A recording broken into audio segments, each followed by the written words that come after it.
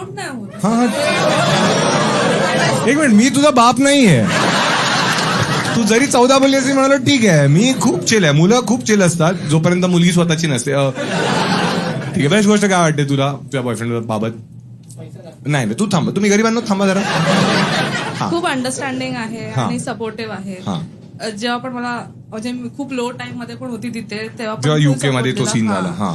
तर 100% सपोर्ट दिला त्यांनी, इमोशनल पण आणि फायनान्शियल पण. इमोशनल सायलेंट होता वाटतं.